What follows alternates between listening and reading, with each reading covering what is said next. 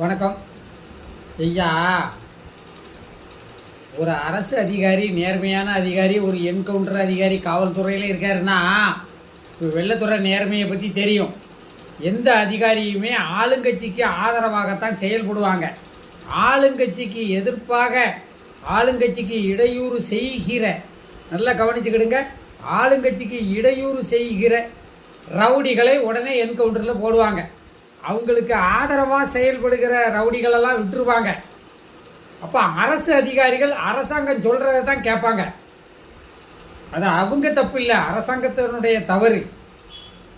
இப்போ இந்த வெள்ளத்துறைங்கிற ஒரு அதிகாரியை ஓய்வு பெறுற கடைசி நாளையில் சஸ்பெண்ட் பண்ணுறாங்க அப்படின்னு நான் படித்தேன், நியூஸில் பார்த்தேன், பேப்பரில் பார்த்தேன்.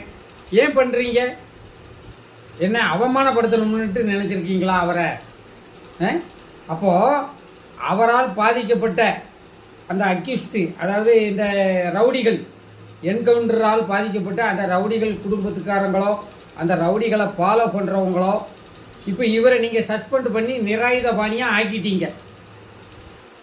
அப்போ அந்த ரவுடிகள், பாதிக்கப்பட்ட ரவுடிகள் தரப்பிலிருந்து இவருக்கு அச்சுறுத்தல், பாதுகாப்பு அச்சுறுத்தல் வரும்ல. அப்போ அவர் யாருக்காக இதெல்லாம் செஞ்சாரு? அரசாங்கத்துக்கு தானே செஞ்சாரு. ஏன் நீங்கள் இப்படி ஒரு தலைபட்சமாக நடவடிக்கை எடுக்கீங்கன்னு தெரியல.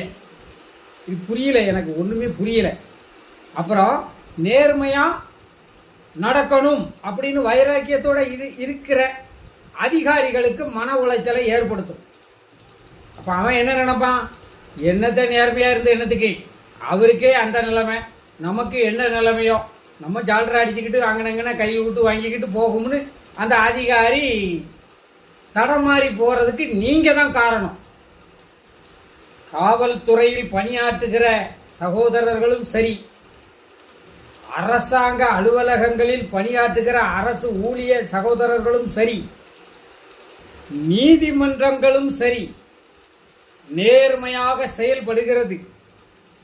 அதை தடுப்பது பூராமே அரசியல்வாதிகளால் நடத்தப்படுகிற அரசாங்கம்தான். மக்கள் திருத்த வேண்டியது அரசாங்கத்தை. இவர்கள் செய்யும் தவறுகளுக்கு உடந்தையாக இருக்கும் அதிகாரிகளை இவர்கள் நன்றாக வைத்திருக்கிறார்கள். இவர்களுக்கு தவறு செய்ய, இவர்களுடைய தவறுக்கு உடன்படாத அதிகாரிகளை எல்லாம் பழிவாங்குகிறார்கள்.